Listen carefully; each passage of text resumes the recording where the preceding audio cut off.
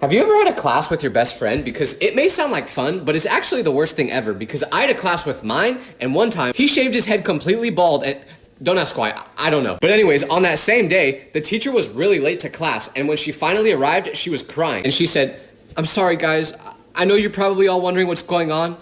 I just got news that my mother passed away." Obviously, that's very tragic news, right? Well, after she told us this, she started crying even more, and I felt really bad for her. But then I looked over at my friend, and he just looked so ridiculous with the light shining off of his bald head that I literally laughed out loud. And the teacher must have thought that I was laughing at her crying, so she kicked me out of class. I didn't deserve to get kicked out of class. It's not my fault my friend looks like Walter White. But I think there's something wrong with me. Every time there's an awkward situation, I laugh. My condolences to my teacher, though.